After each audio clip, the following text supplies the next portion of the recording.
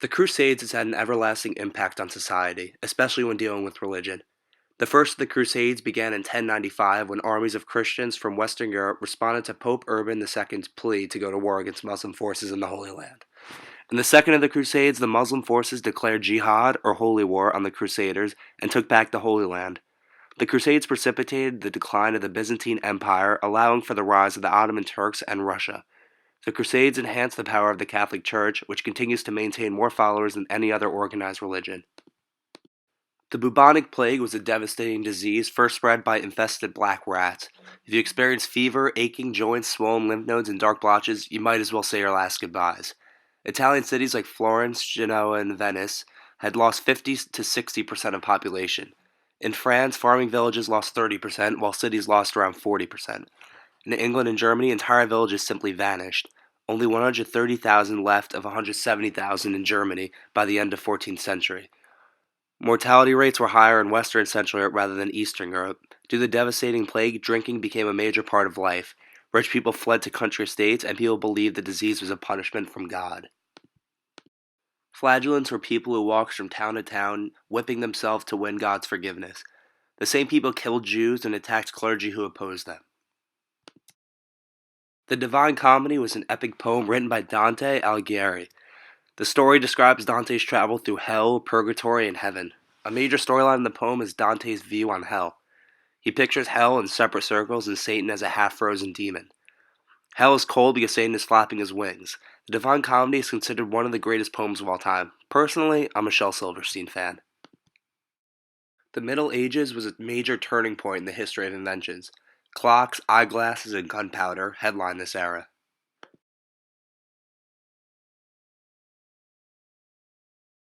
Humanists were people of the Renaissance era who believed man was great. Man, were they wrong. Petrarch, the father of humanism, was influenced by Cicero and Augustine. He believed people should study ancient texts and that God gave man the ability to reason and think so they can use their abilities the best they can. Bruni was considered one of the most important humanists of that time and was known for translating many Greek writings into Latin. Mirandola, known for his oration on the dignity of man, wrote about the importance of the human quest for knowledge. Renaissance art is arguably the most impactful highlight of the entire era because it brought forth the inspiration for the Teenage Mutant Ninja Turtles. No, but Michelangelo was a sculptor known for the David, the Pietà, and the ceiling of the Sistine Chapel. The Pietà is remarkable because Mike was able to sculpt a grown man in the lap of a small woman. Mikey sculpted Mary's dress as elaborate as possible in order to make Jesus look smaller. The David is a remarkable sculpture because, while many artists depict David after his fight with Goliath, Michael portrays him as an intimidating man before the battle. Michelangelo would see a sculpture in a block of marble before it was even touched. Da Vinci was another all-star of the Renaissance era, known for the Mona Lisa and the Last Supper. Da Vinci was a jack of all trades. He was an inventor, painter, sculptor, architect, scientist, musician, mathematician, engineer, writer, and geologist. But hey, I could juggle while walking.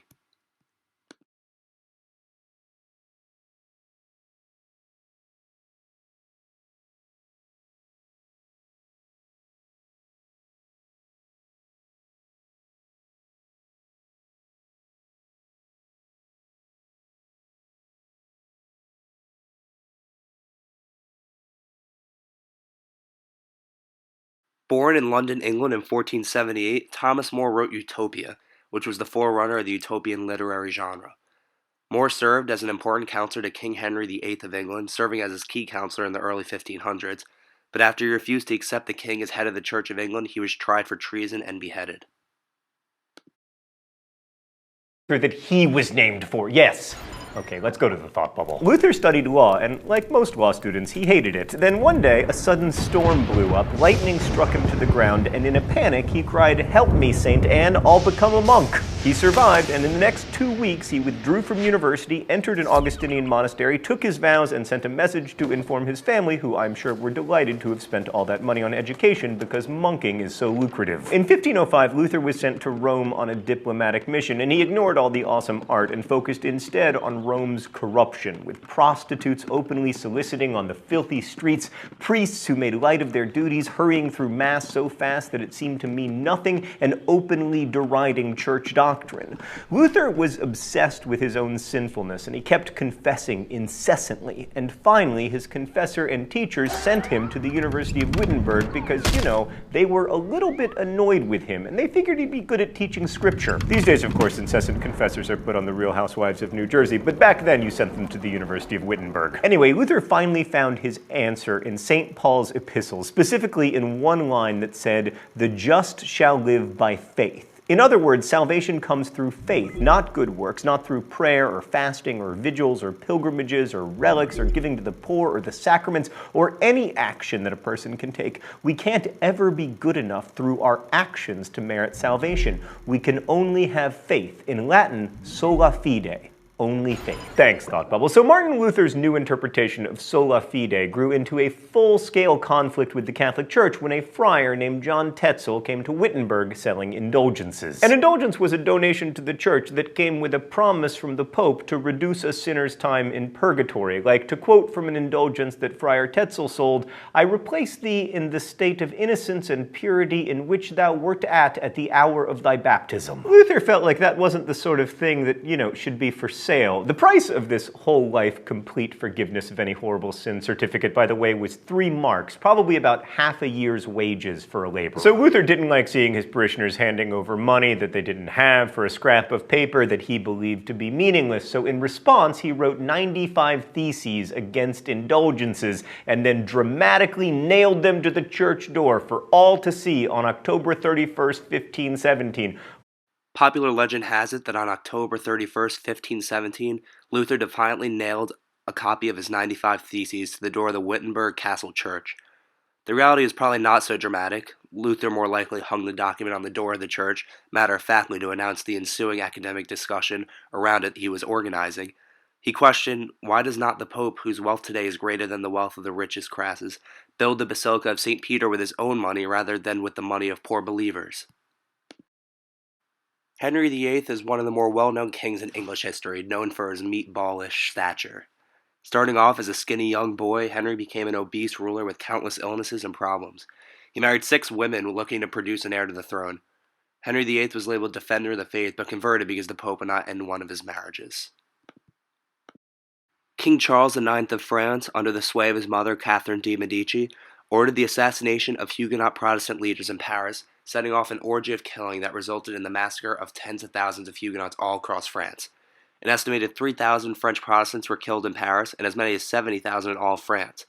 The massacre of St. Bartholomew's Day marked the resumption of religious civil war in France.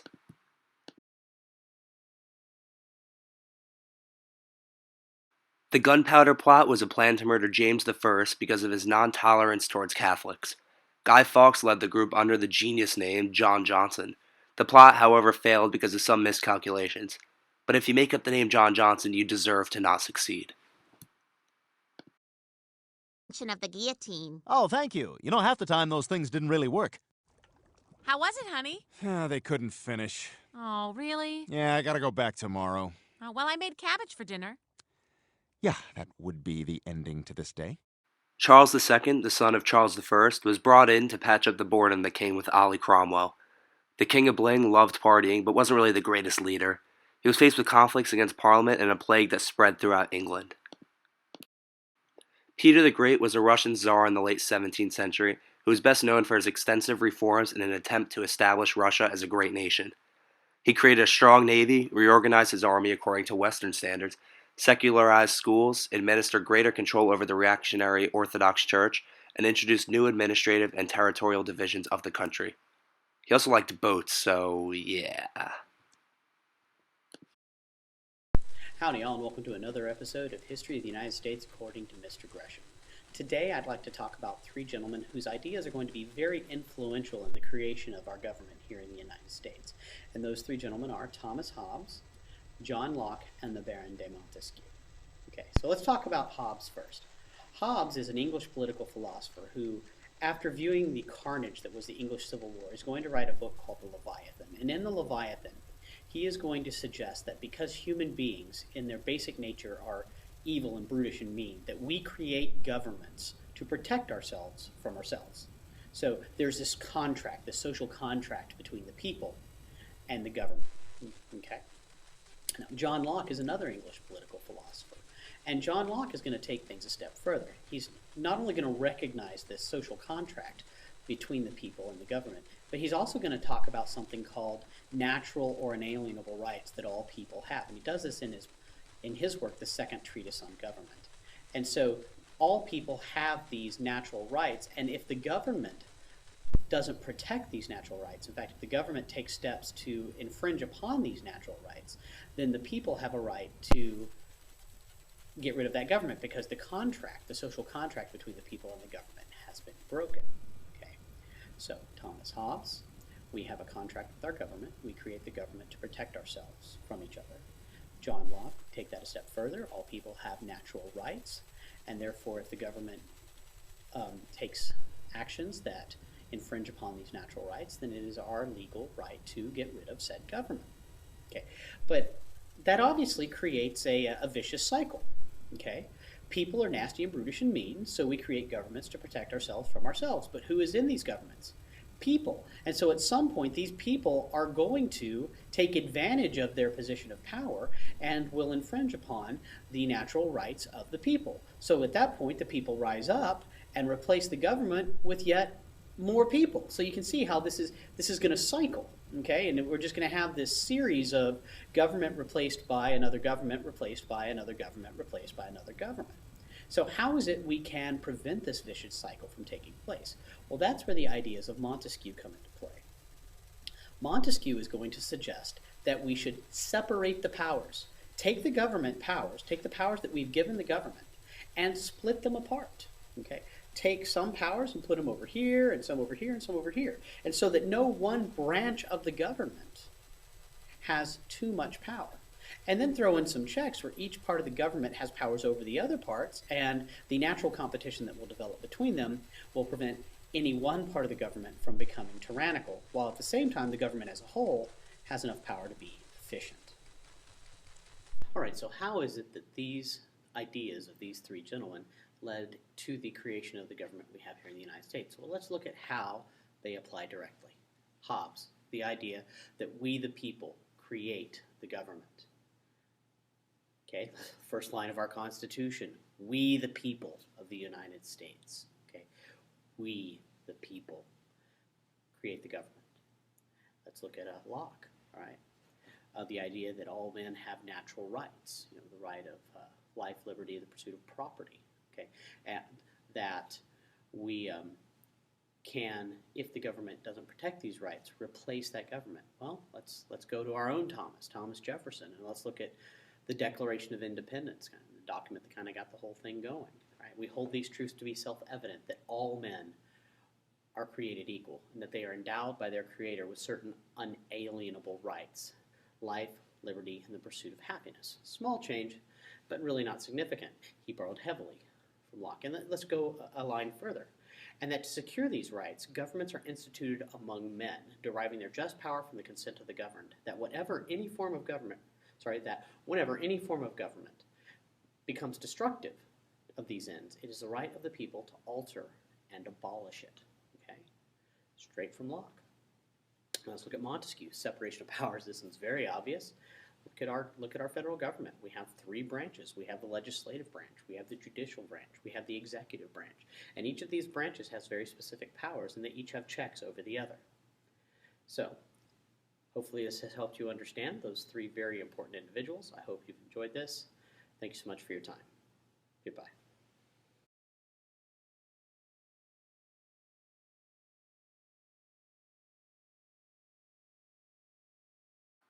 The French salon, a product of the Enlightenment in the early 18th century, was a key institution in which women played a central role.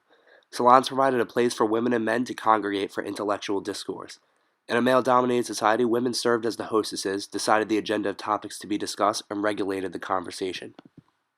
Isaac Newton was an established physicist and mathematician and is credited as one of the great minds of the 17th century scientific revolution. With discoveries in optics, motion, and mathematics, Newton developed the principles of modern physics. Obviously, Newton's discovery of gravity is one of his most recognized achievements. Immanuel Kant is a philosopher who tried to work out how human beings could be good and kind, outside of the exhortations and blandishments of traditional religions. He was born in 1724 in the Baltic city of Königsberg, which at that time was part of Prussia and now belongs to Russia, renamed Kaliningrad. Kant's parents were very modest. His father was a saddle maker. Kant never had much money, a fact he dealt with cheerfully by living very modestly. It wasn't until he was in his 50s that he became a fully salaried professor and attained a moderate degree of prosperity. His family were deeply religious and very strict. Later in life, Kant did not have any conventional religious beliefs, but he was acutely aware of just how much religion had contributed to his parents' ability to cope with all the hardships of their existence, and how useful religion could be in fostering social cohesion and community. Kant was physically very slight, frail, and anything but good-looking. Yet he was very sociable, and some of his colleagues used to criticize him for going to too many parties. When eventually he was able to entertain, he had rules about conversation at his table. At the start of a dinner party, he decreed that people should swap stories about what had been happening recently. Then there should be a Voltaire was a French philosopher who was known for calling out tyranny and cruelty. His life was spent between prison and freedom. Through the use of satire, Voltaire was able to reach a widespread audience with his writings.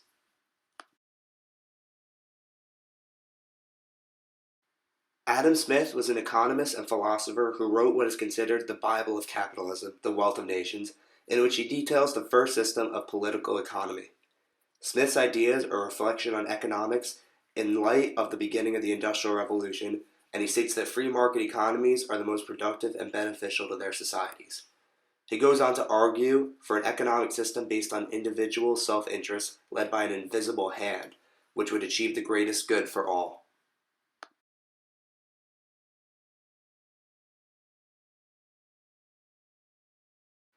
There were many causes of the French Revolution. A main reason was the major debt France was in, which aggravated citizens. The Third Estate, or the commoners, were forming their own agenda. The deteriorating of the grain market also led people to despise their government.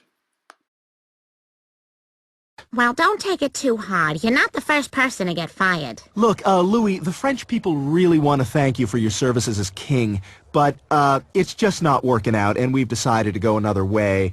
So, yeah. The storming of the Bastille kicked off the radical side to the French Revolution. Men and women stormed the prison, stole ammunition, freed prisoners, and tore apart the prison brick by brick. The revolutionaries also beheaded the warden and stuck his head in a pike. This was a major theme of the revolution from that moment. Maximilien Robespierre was actually against cruel punishment beheadings when he came to power, but that surely changed. Robespierre was an extreme revolutionary who was responsible for beheading countless people. He ushered in the Reign of Terror, an uncontrollable time period in the French Revolution. Eventually, Robespierre accumulated too many enemies and, well, got his head between a rock and a razor blade. The Death of Marat is a famous painting by Jacques-Louis David that depicted the death of Jean-Paul Marat after Charlotte Corday murdered him in his bath.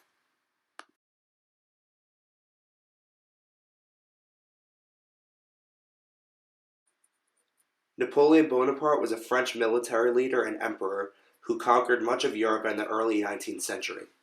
Born on the island of Corsica, Napoleon rapidly rose through the ranks of the military during the French Revolution. After seizing political power in France in a 1799 coup d'etat, he crowned himself emperor in 1804. Since 1792, France's revolutionary government had been engaged in military conflicts with various European nations. In 1796, Napoleon commanded a French army that defeated the larger armies of Austria, one of the country's primary rivals, in a series of battles in Italy. In 1797, France and Austria signed the Treaty of Campo Formio, resulting in territorial gains for the French. He was asked to lead many more armies into battle. Napoleon was involved in a coup d'etat that overthrew the French rule. In 1802, a constitutional amendment made Napoleon first consul for life. 2 years later, in 1804, he crowned himself Emperor of France in a lavish ceremony at the Cathedral of Notre Dame in Paris. On February 26, 1815, after less than a year in exile, Napoleon escaped Elba and sailed to the French mainland with a group of more than 1,000 supporters. On March 20th, he returned to Paris, where he was welcomed by cheering crowds. The new king fled, and Napoleon began what came to be known as his Hundred's Day campaign. Upon Napoleon's return to France, a coalition of allies, the Austrians, British, Prussians, and Russians, who considered the French emperor an enemy, began to prepare for war. Napoleon raised a new army and planned to strike preemptively, defeating the Allied forces one by one before they could launch a united attack against him. But before this, Napoleon launched an unsuccessful charge into Russia, which united Europe against him, ultimately leading to his exile to Elba. Look at this place. They should have just sent him to Northern Valley Demarest High School.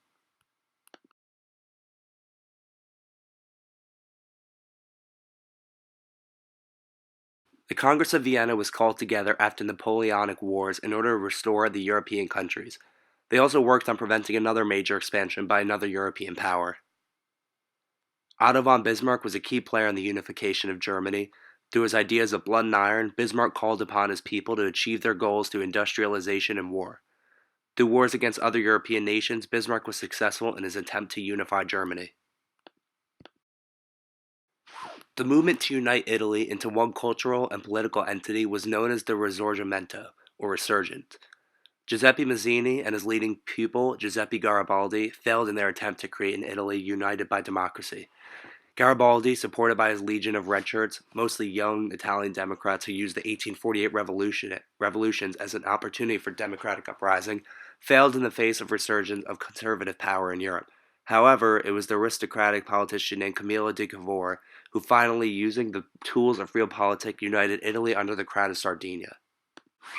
Greece had been part of the Ottoman Empire since 1453. The Greek people, however, wanted to be free, so, using the cry freedom or death, they revolted. After near failure, many European countries had begun to defend the Greeks. Alongside the British, French, and Russians, the revolutionaries defeated the Ottoman forces. In 1829, the Treaty of Edirne established an independent Greek state. What would we do without our pita and gyros? Socialism is a way of organizing a society in which major industries are owned and controlled by the government rather than by individual people and companies. The millionaire and billionaires.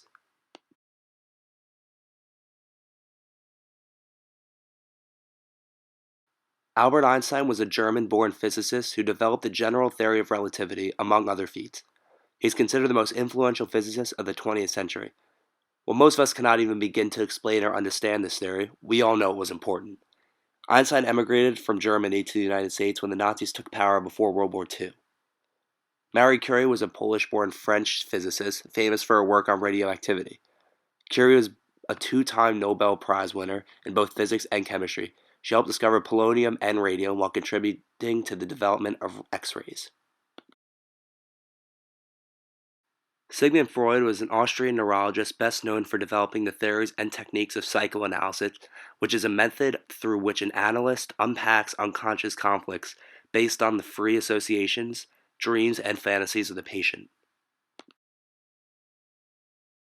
I'll give you something you can bow and kowtow to. When I squat down and squeeze out a Dao of Pu and Lao Tzu, you need to take control of the life you're giving. They call me Ubermensch, cause I'm so driven.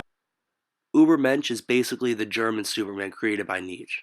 The Ubermensch is strong in health, athletic, has high spirits, manners, independence, and more. So basically Hitler completely copied Nietzsche, so yeah.